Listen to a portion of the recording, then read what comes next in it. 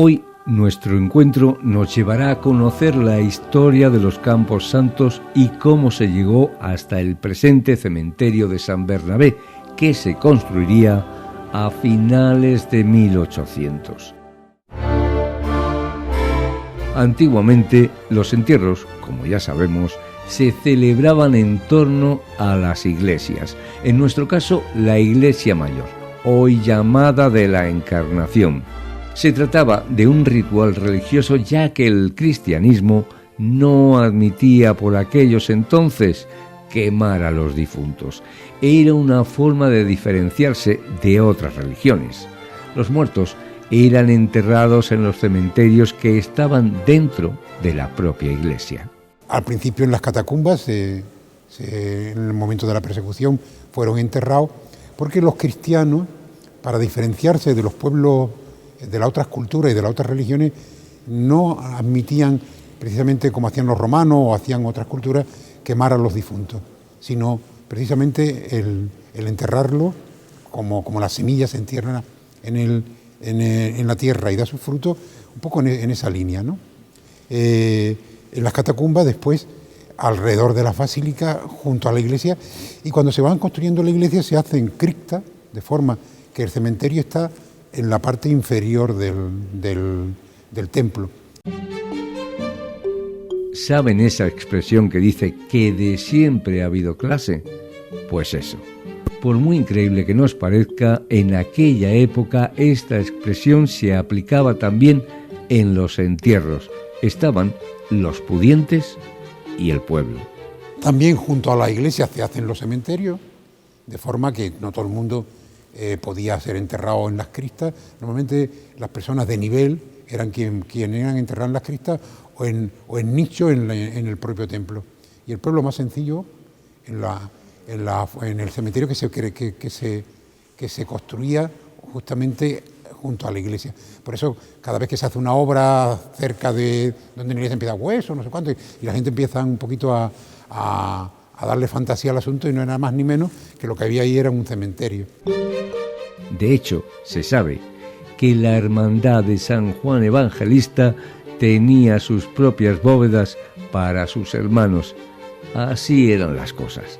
Bueno, pues en el castillo concretamente existían estos nichos y existían también enterramientos en bóveda, porque hay una documentación que atestigua cómo la hermandad de San Juan Evangelista contaba con bóvedas para enterrar a los hermanos que fallecían, los enterraban en esas bóvedas.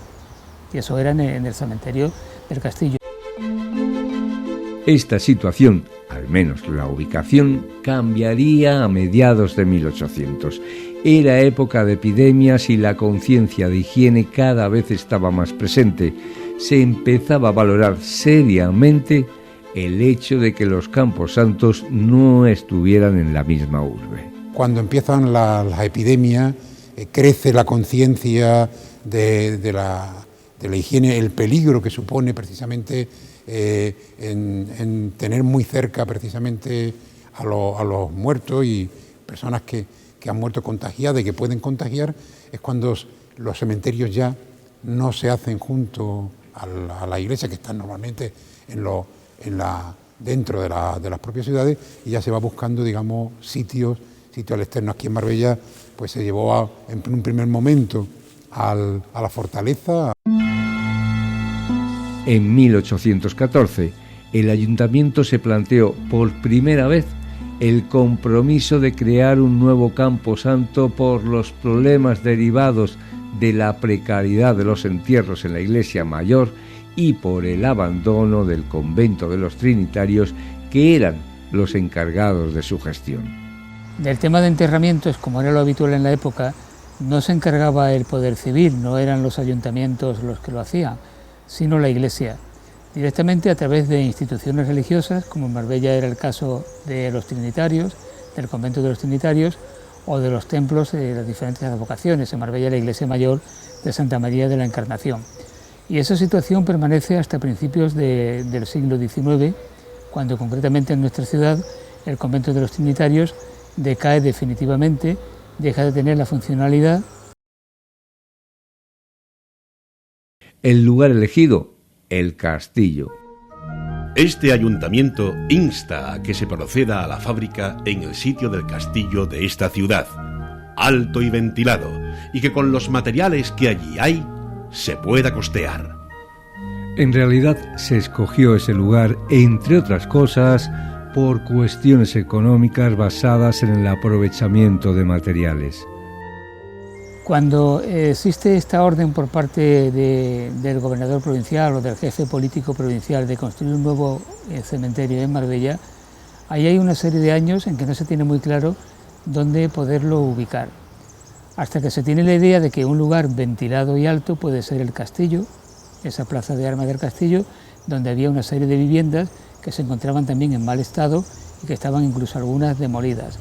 Entonces deciden que el cementerio se construya ahí y que se haga aprovechando ese material de desecho o de ruido que existía en el lugar, sobre todo porque Marbella era una ciudad que no tenía dinero, era una ciudad eminentemente pobre a la hora de cualquier tipo de construcciones. La idea venía para cumplir la normativa del siglo XVIII en la que se disponía que los lugares de enterramiento debían de estar fuera de la ciudad. Habían surgido una serie de normativas a lo largo del siglo XVIII que obligaba a que los cementerios no se encontrasen dentro del entramado urbano de las ciudades, tenía que estar a una distancia prudencial de lo que era el casco urbano. Decía textualmente en alguna parte de la legislación que los cementerios deberían estar en lugares altos y ventilados, por el temor precisamente a los contagios de las múltiples epidemias que había en la época y que en Marbella también la ciudad padeció a lo largo del 17, del 18 y del 19, pues muchas epidemias que hicieron difícil la situación de los enterramientos, que a veces incluso había que enterrar en fosas comunes ante la avalancha de cadáveres que había. Esto tenía también como contrapartida, como un aspecto negativo, que muchas veces en torno a los templos y a las iglesias el mal olor provocado por esos cadáveres era tremendo, incluso la gente evitaba ir a las celebraciones religiosas por ese mal olor que había, o sea que había un motivo de higiene para que cuando en Marbella hubo una visita o más de una visita por parte de la autoridad civil provincial, lo que sería equivalente al gobernador civil, pues dijo que era urgente que Marbella contase con un nuevo cementerio. El procedimiento administrativo para la apertura del Camposanto no iba a ser fácil, pero en 1818 ya estaba finalizado a pesar de que incumplía todas las leyes sobre la materia, puesto que la normativa impedía construir las necrópolis en el interior de las ciudades.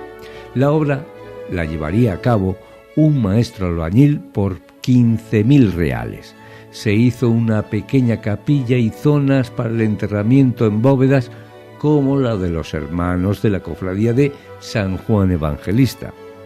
Este lugar sería el camposanto de la ciudad desde 1818 hasta 1885-86 aproximadamente, ya que con las nuevas normativas y, como decíamos, las epidemias lo hacían del todo inviable, y la situación trajo consigo algún enfrentamiento entre los dos poderes, la Iglesia y el Ayuntamiento. El cementerio del Castillo, si tú dices que se hizo en la ilegalidad, pues efectivamente se podría decir porque no cumplía la normativa que decía la distancia que debía tener el camposanto con respecto a la ciudad. Había una distancia mínima que había que guardar. Evidentemente no se guardaba esa distancia en el castillo. Fue otro de los motivos por los que se aconsejaba la necesidad de un nuevo cementerio. Aparte del conflicto entre ayuntamiento y sacerdotes de la Iglesia de la Encarnación, existía también encontrar un lugar, y hubo diferentes lugares en los que se pensó en construir el nuevo cementerio. Uno era los Llanos de San Ramón, junto a la playa. Se pensó también en la zona del Calvario, incluso en la zona al norte donde estaba el convento de San Francisco, hasta que finalmente, después de muchos avatares, se llegó a la conclusión de que el lugar donde hoy se encuentra el cementerio de San Bernabé, que formaba parte de lo que se denominaba y se sigue denominando Albarizas, pues era el lugar más adecuado. Finalmente, el lugar escogido es el actual, entonces a las afueras de la ciudad, pero transcurrió un tiempo considerable antes de que se llevase a cabo. La obra sería realizada por el albañil Pedro Pollatos. Hay que esperar hasta el año 1886 para que se encargue definitivamente la construcción del nuevo cementerio, y se le hizo a un tal Sebastián Pollato, que había presentado por lo visto pues la oferta más ventajosa, y creo que el coste fue en torno a las 20.000 pesetas.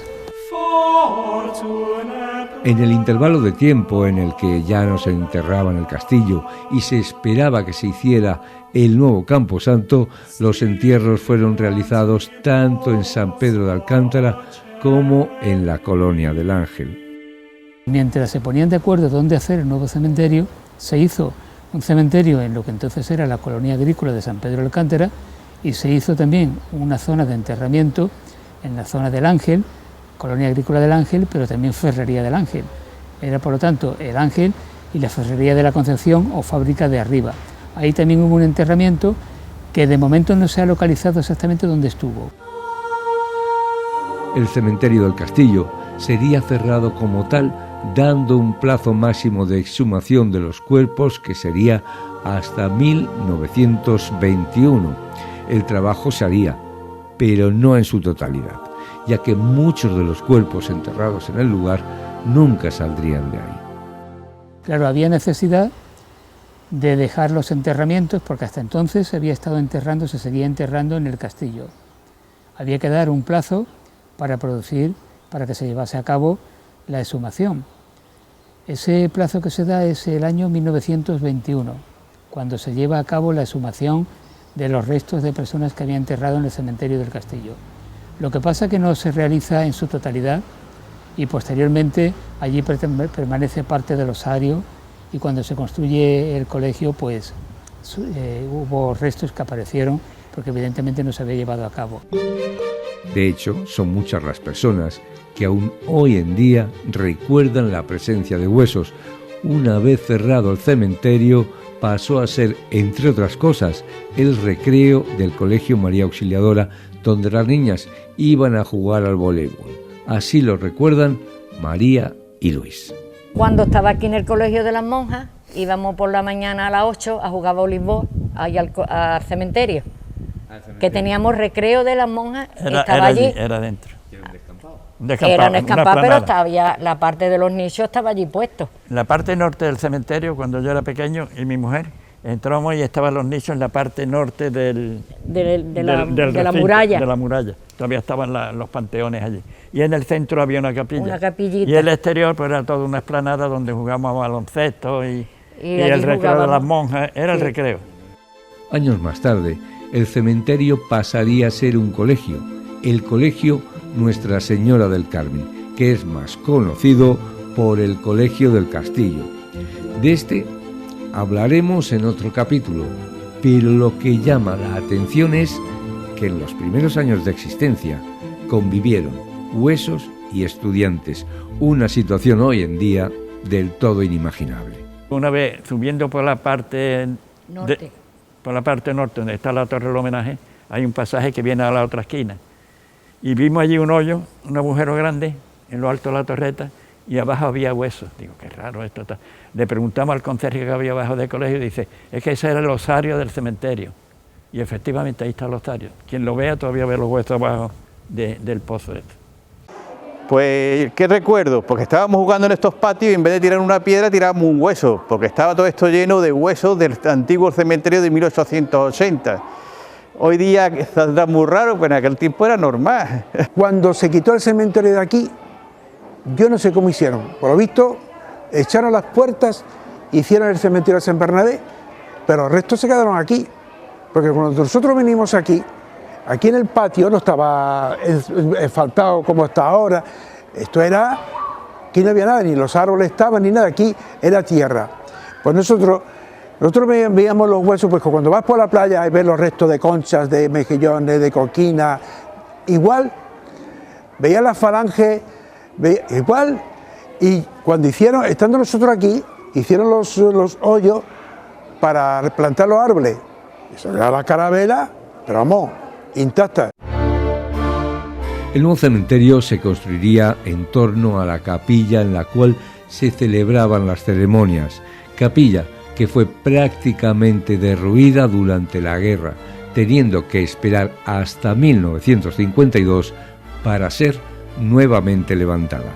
La capilla, que se construyó originalmente en los años 30, durante la guerra civil, se destruyó o por lo menos quedó en estado ruinoso, de manera que no servía para el culto ni para celebrar ningún tipo de oficio cuando había que proceder a un enterramiento. Entonces hay documentación de cuándo se procede a la restauración de la capilla. Concretamente, el 4 de octubre del año 1952, cuando era alcalde de Marbella, Antonio Montero, lleva a la Comisión de Gobierno la petición de que el Ayuntamiento decida restaurar la capilla del cementerio de San Bernabé en estado ruinoso e inservible. Y claro, el lenguaje que utiliza en ese documento pues está con arreglo a la época. Decía que la capilla había sido destruida en los momentos en que la barbarie roja se había hecho con la ciudad de Marbella, cuando el marxismo reinaba en Marbella. Era lógico en la época aquella que hubiese que utilizar ese lenguaje. Durante esta reforma sería donada una figura de la Virgen del Carmen por doña Josefa Castañón García Mayor, imagen que sigue en dicha capilla. Doña Josefa Castañón de García Mayor donó una imagen de la Virgen del Carmen para esta capilla recién restaurada. Esta señora era la mujer, la esposa del notario García Mayor, que era el notario encargado en Marbella antes de la llegada de Luis Oliver. Con la llegada de los años 80, este camposanto sería cuando pasaría a llevar el nombre del patrón de la ciudad, San Bernabé, una necrópolis que hasta hace relativamente poco se mantuvo intacta sin cambios. Sus muros están protegidos por la Junta de Andalucía hoy en día y su principal transformación se ha centrado en la modernización de su tanatorio, que hasta hace poco consistía en una antigua casa. El nuevo diseño del tanatorio ha sido un proyecto del estudio de arquitectos Huete Arquitectos, estudio que redactó también el nuevo tanatorio de San Pedro de Alcántara. Nosotros participamos dentro del grupo de empresas de la concesión de todos los cementerios y tanatorios de Marbella. Y entonces dentro de eso íbamos como equipo redactor de los proyectos que se han hecho: el tanatorio de San Pedro de Alcántara, el tanatorio de San Bernabé y un tanatorio que hay que terminar en Virgen del Carmen. Para la realización del nuevo tanatorio, dentro del presupuesto, también se incluía la remodelación de la calle, dada su circulación y, aún más importante, el hecho de que hubiese un colegio justo enfrente. En este presupuesto de San Bernabé fue 800.000 euros aproximadamente el edificio, y la calle fueron unos 250.000 o 300.000, porque el vial que pasa por San Bernabé para nosotros es un elemento muy importante a la hora de este diseño, ya que la calle en sí, en su momento, el tanatorio antiguo que existía aquí, que eran dos salas de una casa vieja, pues se velaba en la calle, la gente no cabía en la acera, y entonces teníamos dos problemas: un colegio enfrente y una pared, un muro del cementerio al otro lado, una calle con mucha circulación y pocas aceras. Entonces, para que el tanatorio realmente funcionara como un elemento de unión de la población, la premisa era importante también la intervención en la calle, donde le dábamos un carácter semi-peatonal, ampliando estas aceras de estancia y marcando también la diferencia con el colegio, para que no se mezclara esa circulación de personas. En la redacción de esta nueva instalación se buscó realizar algo diferente hasta ahora en la ciudad y también mantener tradiciones muy ligadas a nuestra tierra, como es el hecho de velar en la calle. En este caso concreto, que realmente es una tipología muy distinta a todos los tanatorios que existen en las actuales, es que es un edificio exento que vive en la calle, no es hacia adentro, porque en las dimensiones que tiene la parcela eran muy pequeñas y adosadas al muro, con lo cual nosotros aquí, nuestro planteamiento era hacer un edificio completamente blanco para que se mimetizara con la pared del cementerio. Y una cosa para eso también muy importante, que en la tradición nuestra andaluza, más que española, se vela en la calle, la gente viene y está en la calle. Entonces nosotros queríamos recoger eso dentro de la complicación que tenía un elemento como este con colegio enfrente, y diseñamos una sala con unos patios delanteros cubiertos donde la gente puede estar fuera pero siempre dentro del edificio, sin que tenga que estar en la acera, que es un poco más desagradable. Entonces esa tipología que veis, si podéis verlo después, hay unos patios en la entrada de cada sala que se hizo pensando en cómo funcionamos aquí en Andalucía. ¿Y qué fue de aquel cementerio en torno a la iglesia de la Encarnación y que era gestionado por los trinitarios? Pues ese lugar pasaría a ser un espacio donde hubo una fábrica de esparto e incluso un cine. Eso sí, una vez que el ayuntamiento, propietario del terreno, tuvo a bien la solicitud del párroco Rodrigo Bocanegra de la parcela del denominado Cementerio Viejo para instalar en el mismo jardines y otras obras para el recreo de la población infantil de la parroquia. Era entonces octubre de 1955. Ese cementerio estaba situado donde ahora está el colegio Rodrigo Bocanegra.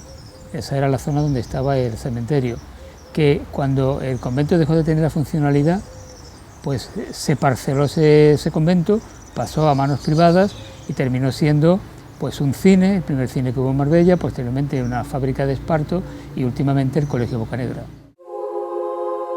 Terminamos nuestra historia de hoy hablándoles de la galeota. ¿A qué se llamó la galeota? ¿Qué era?